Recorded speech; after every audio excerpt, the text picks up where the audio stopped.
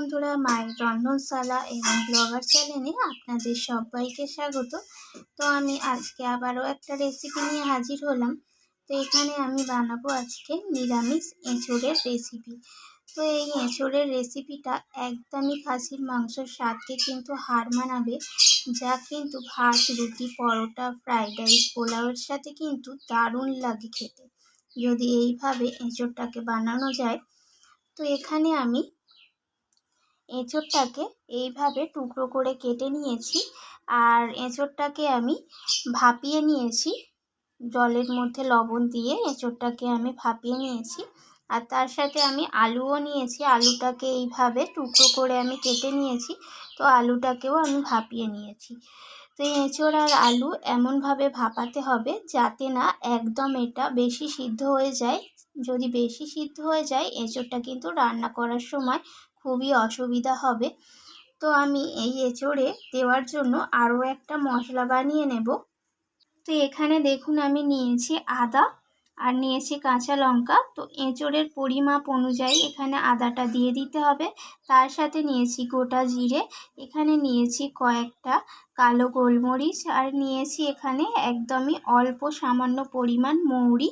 আর তার সাথে এখানে দুটো শুকনো লঙ্কাকে আমি গরম জলে সিদ্ধ করে নিয়েছিলাম। একটু সিদ্ধ বলতে একটু ভিজিয়ে রেখেছিলাম, যাতে করে লঙ্কার মধ্যে দানাগুলো বেরিয়ে যেতে পারে।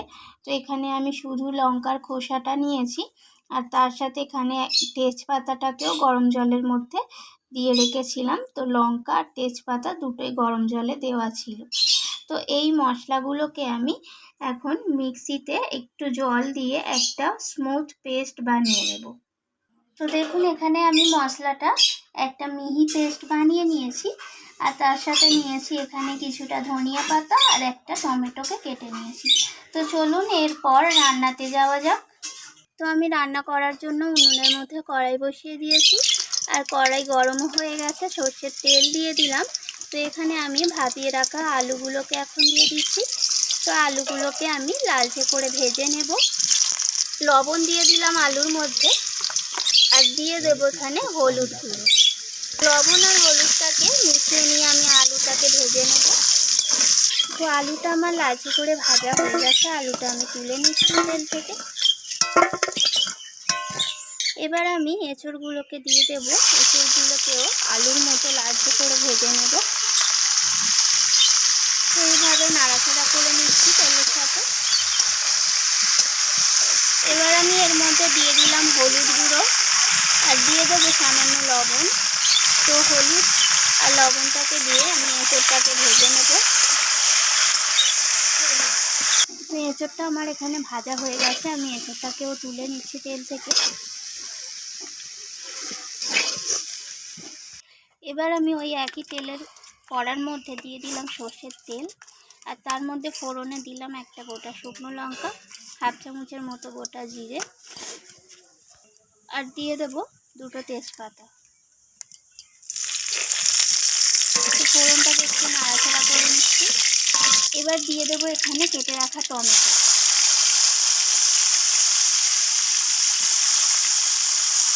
তো টমেটোটাকে একটু নাড়াচাড়া করে নিচ্ছি,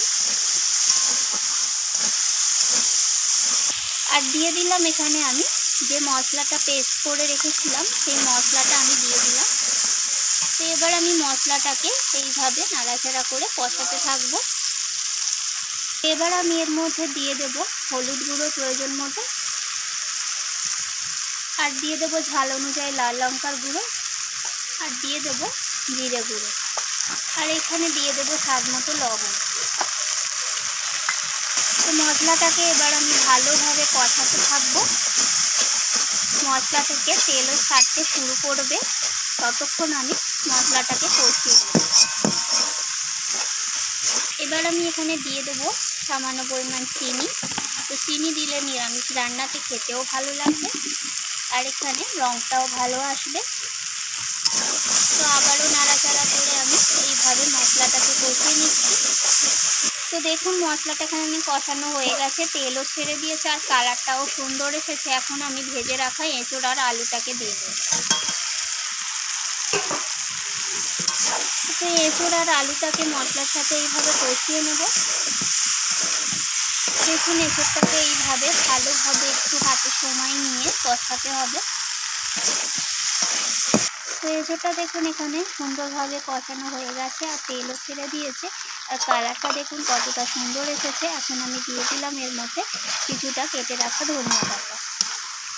তো ধনিয়া পাতাটা দিয়ে আবার একটু নাড়াচাড়া করে নিচ্ছি। এবার আমি এর মধ্যে জল অ্যাড করে দিলাম, কিন্তু এটা এখানে আমি দিলাম হালকা উষ্ণ একটু গরম জল দিয়ে দিলাম। তো গরম জল দিলে রান্নার স্বাদটা কিন্তু দ্বিগুণ হয়ে যায়।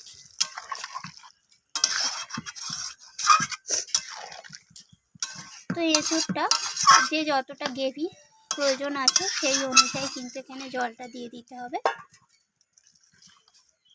এবার আমি এটাকে ঢাকা দিয়ে রান্না করে নেব সমস্ত কিছু সিদ্ধ হয়ে যাওয়া পর্যন্ত। তো দেখুন এখানে ঢাকাটা সরিয়ে নিয়েছি আর জলটাও অনেকটা টেনে গেছে। এখানে সমস্ত কিছু সিদ্ধ হয়ে গেছে। এখন আমি এখানে দিয়ে দিলাম সানরাইজের শাহি গরম মশলা হাফ চামচের মতো, আর দিয়ে দেবো এখানে হাফ চামচের মতো ঘি। তো আমি গরম মশলা আর ঘিটাকে রান্নার সাথে মিশিয়ে নিয়ে এটাকে আমি নামিয়ে নেব। তারপর 10 মিনিটের মতো স্ট্যান্ডিং টাইমে দিয়ে দেবো, তারপর আপনাদের সাথে শেয়ার করে দেখাচ্ছি। হ্যালো, নিরামিষ এঁচোড়ের তরকারি।